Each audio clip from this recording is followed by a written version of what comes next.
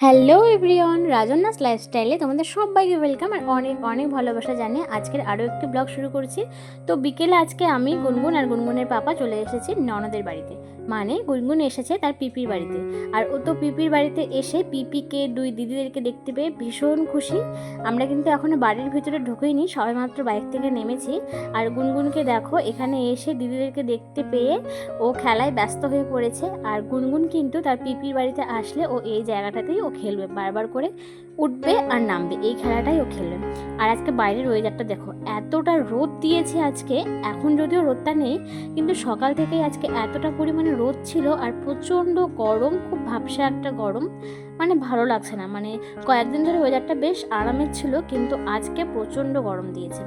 আর গুনগুন দেখো এখানে আমরা ওকে সবাই মিলে জোর করে সরাচ্ছি, ও কিছুতেই সরবে না। ও গরুটাকে দেখতে পেয়ে কিন্তু একটুও ভয় পায়নি, তবুও ভয় লাগে না, ওকে জোর করে একটু সরিয়ে নিলাম। আর এই যে দেখতেই পাচ্ছ গুনগুন কিন্তু এখন খেলায় ও ব্যস্ত হয়ে পড়েছে। গুনগুন, তুমি দিদি ভাইয়ের সাথে খেলা করছো? গুনগুন এখন দিদি ভাইয়ের সাথে খেলছে।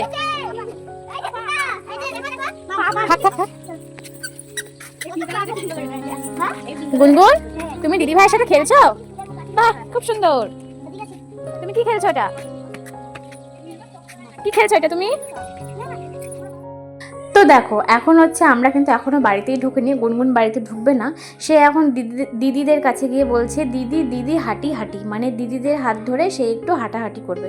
তো ওই যে বাড়ির সামনে একটু ওদেরকে নিয়ে একটু হাঁটাহাঁটি করছি। আর দুই ভাগ্নি তো মামার বাইক পেয়ে মামার বাইকে উঠে একটু ঘুরে আসলো। আর প্রচণ্ড গরম পড়েছে আজকে, যাই হোক। তো ফাইনালি এখন বাড়ির ভিতরে ঢুকে পড়েছি, বাইরে একটু খেলাধুলো করলো ওরা, বাড়িতে আসলাম। আর মুখ চোখের অবস্থা দেখে বুঝতেই পারছো, ঘেমে একদম অবস্থা শেষ। গুনগুনও কিন্তু প্রচণ্ড ঘেমে গিয়েছিল, বাড়িতে এনে ওর জামাটা চেঞ্জ করিয়ে ওকে কিন্তু আগে পরিষ্কার করে দিলাম, তারপরে পাতলা একটা গেঞ্জি পরিয়ে দিয়েছি আর জল দিলাম। ও কিন্তু অনেকটা জল খেয়েছে। তো এই যে ভাগ্নিদের জন্য আসার সময় এনেছিলাম লাড্ডু আর কালো মিষ্টি, ওরা এটা খেতে খুব ভালোবাসে। তো দেখতেই পাচ্ছ ওরা কিন্তু খেতেও বসে পড়েছে, যেহেতু বাড়িতে এখনই ঢোকা হলো, এতক্ষণ বাইরেই ছিলাম। আর এইদিকে দিদি হচ্ছে আমাদের সন্ধ্যের খাওয়ার জন্য ডিমের অমলেট করছে আর চানাচুর পেঁয়াজ টিয়াজ দিয়ে মুড়ি মেখেছে। এই যে দেখো মুড়ি মেখেছে।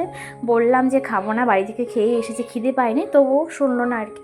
যাই হোক, এদিকে আমাদেরকে খেতে দিয়েছে। আর গুনগুন হচ্ছে এখন ডিমের অমলেট তার হচ্ছে দুই দিদিকে ভালোবেসে ও নিজের হাতে খাইয়ে দিচ্ছে। কতটা কিউট লাগছে না দেখতে, দুই দিদিদেরকে খাইয়ে দিচ্ছে। তো এখন চেঞ্জ করে নিয়েছে। আর আজকে এতটা গরম দিয়েছে, মানে প্রচন্ড গরম দিয়েছে।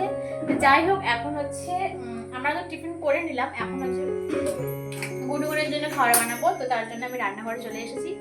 তো তোমরা সাথে থেকো আর দেখতে থাকো লাস্ট পর্যন্ত। তো এই যে গুনগুনের জন্য আমি খাবারটা বানিয়ে নিলাম, দুধ সেরেলাক্সটা বানালাম। তো খাবারটা নিয়ে যাই ঘরে, দেখা যাক ও কি করছে এখন দিদিদের সাথে। এই যে মাম্মাম কে খাবে? খাবার এনেছি, দেখো নেল পালিশ পড়তে ব্যস্ত। এইদিকে দেখো, সাজুগুজু জিনিস পেলে হলো, নেল পালিশ পেয়ে গেছে, এখন ওকে আর কে পায়? দেখো কিভাবে নেল পালিশ পড়তে হয় সেটাও জানে। দেখো আবার পায়েও পড়ছে।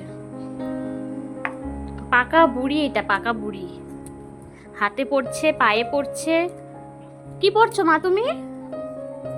ও মা, তুমি কি পড়ছো?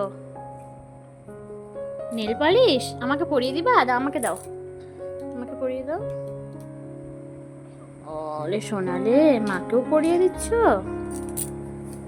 আসো খেয়ে নি, আগে আগে খেয়ে নি। আর এইদিকে দেখো ফুচকা পেয়ে তো আমি ভীষণ খুশি, অনেকদিন থেকেই ফুচকা খেতে ভীষণ ইচ্ছে করছিল। আর আমাদের বাড়ির ওখানে না খুব একটা ভালো ফুচকা পাওয়াই যায় না, যখন বাবার বাড়িতে যাই তখনই ফুচকা খাই। তো ননদের এখানে আসলাম, তো বর বলল যে, মানে গুনগুনের পাপা বলল যে এখানে নাকি নতুন একটা ফুচকার দোকান বসেছে, খুব ভালো বানায়। তো দেখো ফুচকা নিয়ে চলে এসেছে, আর ফুচকা আমি এখন বানিয়ে কিন্তু খেতেও বসে পড়েছি। আর সত্যি কথা বলতে ফুচকাটা খুব একটা ভালো বলবো না, বাট মোটামুটি ভালো ছিল, আবার খুব খারাপও ছিল না, ভালো ছিল। তো দেখো এখন আমরা ফুচকা খেতে বসে পড়েছি। আজ ফুচকা খাওয়ার দর্শক দেখো কত, দুই ভাগ্নি, তারপরে গুনগুন আছে আর আমি আর দিদি, সবাই মিলে কিন্তু এখন ফুচকাটা আমরা খেয়ে নিলাম। আর এইদিকে দেখো গুনগুন কিন্তু এখন তার দুই দিদির সাথে নাচ করতে ব্যস্ত হয়ে গেছে, টিভিতে গান চলছে আর ওরা এখানে নাচ করছে। তারপরে এখন রাতে খাওয়ারে চলে আসলাম, গুনগুনকে এখন ভাত খাইয়ে দেবো। তো এখানে গরম ভাত নিয়েছি, একটা অর্ধেকটা ডিম সেদ্ধ, একটা আলু আর এই যে মসুর ডাল সব কিন্তু এখন চটকে ভালো করে মেখে নেব। তো এটা এখন গুনগুনকে খাইয়ে দেবো। তো আজকের ব্লগটা এখানেই শেষ করব, আর কন্টিনিউ করব না। তোমাদের কেমন লাগলো অবশ্যই কমেন্ট করে জানাবে, ভালো লেগে থাকলে কিন্তু অবশ্যই চ্যানেলটা সাবস্ক্রাইব করে পাশে থেকো। তাহলে আজকের মতো টাটা, দেখা হবে আবার তোমাদের সাথে নেক্সট ব্লগে। ততক্ষণে সবাই সুস্থ থেকো আর ভালো থেকো।